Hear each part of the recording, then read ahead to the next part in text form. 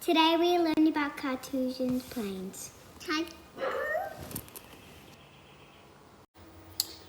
G'day legends. So today we're going to be learning about these Cartesian planes, and these can be a bit tricky, and this is the first time we've looked at it in grade 6, so you may need to watch this video more than once or twice. The big important understanding about this is, guys, if you look at our little graph here, you can see two intersecting vertical and horizontal lines.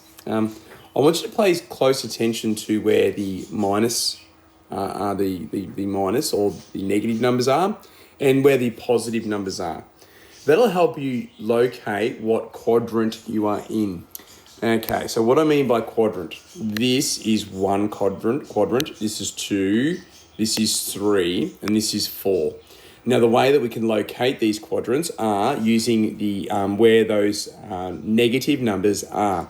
So over on this one here, we can see there are a whole bunch of positive numbers this way, and we've got positive numbers going up here, okay? So positive numbers going across here. And of course, one of the most important things when working with any graph is the saying, you need to learn how to crawl before you walk. So crawl before you walk. I'm going to write that here. Crawl before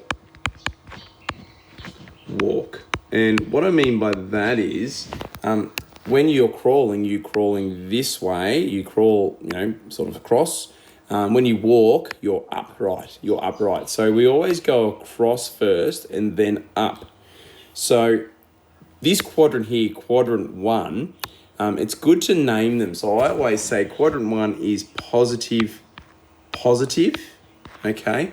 I then move straight, once I've named that, I then look for my negative. Now, negative is diagonal down to that. So over here, I would have quadrant 3 is negative. Okay, there's a little comma I'm putting in between the two guys too as well. So negative. Okay, so once I can identify those two, the other ones become quite easier. Over the top here, remember we're going to crawl before we walk. So we're crawling this way. And we can see that I'm starting with those negative numbers. And then when I walk, I've got those positive numbers. So I'm going to call this one negative, okay, and then positive. So I've got positive, negative, then I've got negative, positive. And of course, the final one, which is the last one that's missing, I'm going to do my due diligence again. I'm going to make sure I crawl before I walk. You can see they're all positive numbers there. They don't have a plus in front of them, but we just know that because they don't have a negative in front of them like these ones, or a little subtraction symbol, I know these are positive. And then I name them. Now, the benefit of naming them just the way that I have done down here, so that's positive and that's negative, is that when I'm going to write my numbers down, I check the symbols that I've written down on the top. So this is a really important hack for you guys. I check my symbols and I make sure, so if I'm looking at a number that is just here, I know that it starts with a positive number and then it has a negative, okay? I look in there and my quadrant 4 is there. Just notice how they're named. There's quadrant 1, quadrant 2, quadrant 3, and quadrant 4. You may not have seen these symbols before, but that's Roman numerals, and they're very important because we use Roman numerals to name our quadrants. The reason being that if I talk quadrant 2 and I write quadrant 2 like that, I haven't got too many number 2s, so the numerical 2s. So I use Roman numerals because sometimes it can get a bit confusing when I'm using too many numerals, okay? Roman numerals helps that out and navigates that problem, alleviates that problem. All right, let's look at where this dot is. Now, this dot is already labelled for us. It's 4, 2. Again, I crawl first, okay, and even start in that middle part here. So when two lines intersect like that, the middle of that line we call a vertice. Start at that vertice and work your way across. And you can see it stops at 4, and then I step up in 2. So it becomes 4, 2, okay, 4, 2, all right? Okay, so we always go horizontal first. Okay, let's have a bit more of a look at the next one and let's see what we can do here. Okay, guys, let's have a look at this one. A few more symbols on the page. Remember, the first thing I would get you guys to do is to try and name them. Can I get you guys to try and write down now on a bit of paper and try and name these, what quadrant I'm working with, and whether it's positive or negative. So obviously you've still got quadrant 1 there, but I actually want you to write what is the symbols that go with that? Is it positive, positive, positive, negative? What is it? Okay, so I'm going to give you some time to do that now. Pause the video here. All right, hopefully we're back and we can do them. So I always start with the very first quadrant I know is positive and positive. I then go diagonal down, and I know that that is negative, negative. I then move to the left of that positive, positive. Whenever I'm going across first, that becomes its negative, positive. And then finally, quadrant 4 becomes my positive and my negative, okay? Now, without even looking at A, I can see A is sitting just there. I'm going to say that A is at, I go across 2. Now, I'm going to leave my pen there to show you what it looks like. I go across 2, all right? So I know that that is definitely going to be A, is going to be across, it is at 2. And then I move all the way up till I get to 3, and that becomes 3, okay? And you're going to look at that and go, well, that says 4 over there. Well, that's actually a mistake. I'm not sure what's happened there, but that's a mistake because that ended at 2, where you've got A there ends at 2. Let's look at the next one. That's where B is. I move across, and I've got negative 2. So I start moving across, negative 2. And then I go all the way up, and that is a positive 4. So that becomes negative 2, positive 4. And we can see there's a little error there too. Okay, let's have a look where C is formed, So C is over here.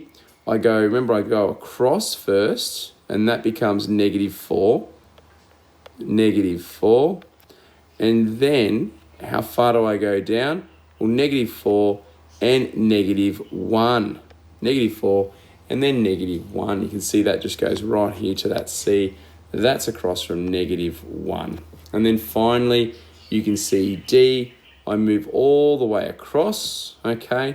That becomes positive 1, okay? And then when I move down, I go all the way through to negative 4, okay?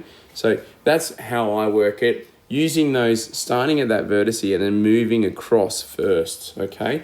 And we can see there's a couple of mistakes on this sheet, and that's completely fine because we actually don't need the sheet to show us. We can do that ourselves.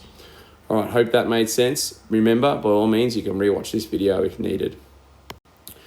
All right, your turn now. Let's see how you guys can go. We've got a few things there that aren't listed. I want you to start by listing.